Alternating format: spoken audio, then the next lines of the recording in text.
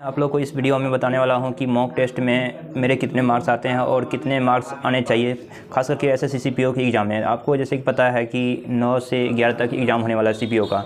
तो मैं बताने वाला हूं कि मेरे अभी फ़िलहाल उससे पहले कुछ दिन पहले 110 120 के आसपास आ रहे थे। अभी हम बहुत सारे इम्प्रूवमेंट किए हैं, उसमें लगभग 135 और 40 के आसपास मार्क्स आ रहे हैं। तो मेरे मार्क्स ये कैसे मतलब इतना आ रहे हैं, तो आपको मैं दिखाऊँगा सबसे पहले कि स्क्रीन पर।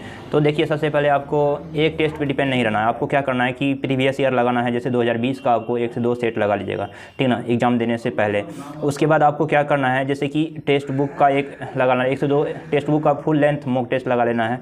उसके बाद आपके पास ग्रेड अप का होगा, ग्रेड अप जो कि बायजूज उसको खरीद लिए हैं, तो उस पर आप क्या कीजिएगा, वहाँ से एक टेस्ट लगा लीजिएगा। उसके बाद लाइव टेस्ट अगर आता है, टेस्ट बुक अपडेट करता है लाइव टेस्ट, तो उस पर आप दे दीजिएगा टेस्ट। उसके बाद क्या करना है, उसको आप अच्छे से एनालिसिस कर लीजिएगा।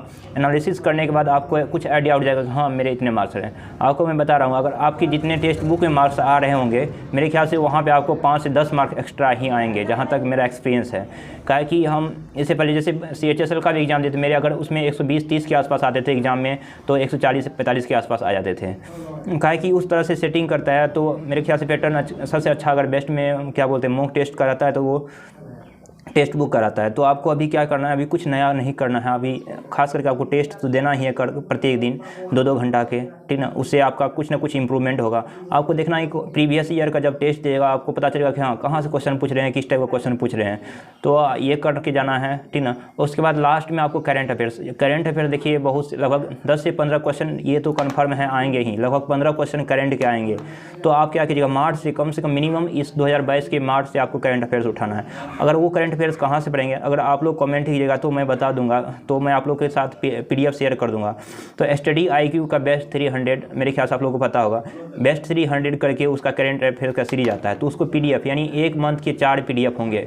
अगर मार्च का 4 PDF आपको पढ़ने में मुश्किल से कि मेरे ख्याल से आधा से 1 घंटा लगेंगे। अगर हम ऐसे 2-2 महीना करके अगर 3 से 4 दिन में कर लेते हैं, तो मेरे ख्याल से 70% आपका करेंट अफेयर्स वहाँ से कंप्लीट आ जाएगा। और GK में मेरे ख्याल से 10 से 12 मार्क्स करेंट अफेयर्स का आपका निश्चित वहाँ से सही हो जाएगा। क्या कि हम भी वहीं से इम्प्रूवमेंट किए हैं। क्या कि मेरे पता है कि GK में 35 से 40 मार्क्स आ जाते हैं अभी भी। तो मैं बता दूं कि GK में अगर अच्छा मार्क्स है, तो बाकी इंग्लिश में आप लोग करिए ही लीजिएगा, और मैथ रीडिंग तो सब करता है। अगर इतना कर लेते हैं तो मेरे ख्याल से आपके 140 से अबव ही मार्क्स आएंगे, ये गारंटी है मेरा। अगर आप ये करके देखते हैं, तो सबसे पहले आप करेंट अफेयर जल्दी से, लगभग अगर कंटिन्यू पढ़ते हैं 6 से 7 महीना का, एक दिन में आप करेंट अफेयर्स निपटा सकते हैं। नहीं तो देखिए, ऐसा नहीं कीजिएगा, कम से कम प्रत्येक दिन पढ़ना। आज 1 घंटा पढ़ लेना है, कल भी 1 घंटा, इस तरह से पढ़िएगा तो आपका क्या हो जाएगा ना, तो मतलब अच्छा से वो याद होगा। तो इस तरह से करेंट करना।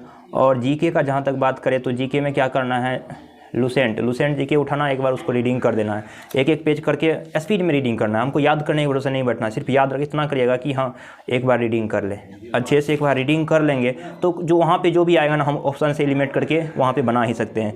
तो एक बार जल्दी में लुसेंट को रीडिंग कर दीजिएगा। अगर आपको हिस्ट्री पढ़ना है, तो हिस्ट्री में सबसे पहले कहाँ जाइएगा, मॉडर्न हिस्ट्री में आपको पहले सबसे पढ़ लेना, उसके बाद पॉलिटी पढ़ लेना। तो ये दोनों फेज अगर पढ़ लेते हैं, तो मेरे ख्याल से 50% GK का क्वेश्चन वहाँ से सॉल्व हो जाएगा। और बाकी बचा, जैसे में ज्योग्राफी बहुत ईजी सब्जेक्ट होता है, मैप के द्वारा हो जाता है। जो टॉपिक आप उसमें नहीं किए हैं वो कर लेना। उसके बाद डायरेक्ट आपको कहाँ चले जाना है, स्टैटिक जीके मुश्किल से 15 से 20 पेज होंगे लुसेंट में, वो कर लीजिएगा तो आपको क्या हो जाएगा, ये GK सेक्शन कंप्लीट हो जाएगा। तो GK में मैंने बता दिया और करंट अफेयर्स बता दिया। और मैथ रीडिंग में अभी कुछ नया नहीं करना है। आपको जो भी मॉक टेस्ट दीजिएगा वो उसको एनालिसिस करना है, और जितने भी मैथ के फार्मूला हैं उसको एक बार रिवाइज कर लीजिएगा।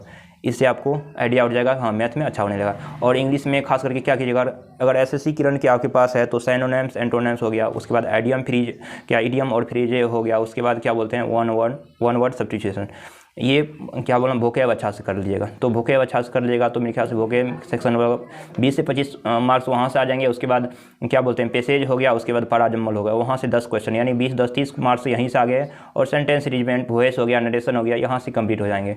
तो इस तरह से आप अभी से प्लानिंग कर लीजिएगा, तो मेरे ख्याल से आपके मार्क्स बहुत अच्छे हो जाएंगे।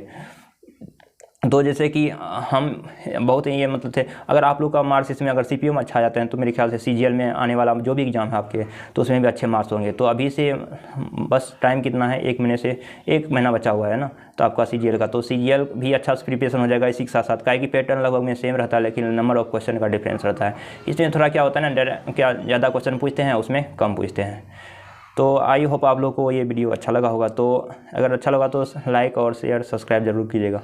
फिर मिलते हैं इसी तरह कुछ नए वीडियो के साथ। तब तक देखते रहिए हमारा ये चैनल कट्टा 88। Have a nice day.